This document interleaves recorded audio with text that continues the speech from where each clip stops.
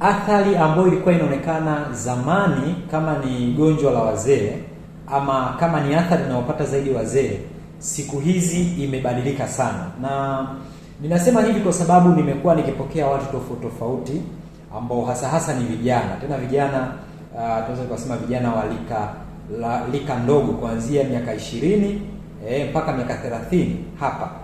Watu wengi wanapoteza sana meno yao kwa kutokujua nini shida. Mteja anakuja ama mgonjwa anakuja anakuambia mimi jino langu limelegea, limetoka. Nimetema jino. Sasa kitu kama hiki kinapotokea ni kwamba wewe unaweza ukaona ni kawaida, lakini hii ni athari kubwa sana ya kutokusafisha kinywa. Na ni kwa nini inakuwa ni athari? Ni kwa sababu tunasema kwamba kadri unavyokuwa unakula chakula, tunategemea kwamba mabaki ya vyakula yanakuwa yanaingia katikati ya jino, yanakuwa yanaingia kwenye fizi. Sasa yanapokuwa yanaingia vile, kama utakuwa hausafishi kinywa chako hasa nyakati za usiku na asubuhi, hiyo moja. Lakini pili, kama utakuwa hauhudhurii kliniki kwa ajili ya kusafisha meno yako, unasababisha ule uchafu unatwama ndani. Kwa hiyo unapokuwa unaingia ndani, unajikuta kwamba unafanya replacement. Tumesema kwenye physics kwamba kadiri vitu viwili vinapokuwa sehemu moja, kitu kimoja lazima kitoke kimpishe mwingine. Kwa hiyo sasa unajikuta ule uchafu unapoingia ndani, jino linakuwa linapanda juu.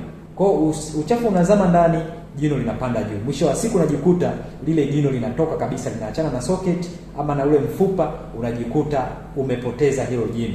Hata unapokuja inakuwa ni too late, labda jino limelegea sana.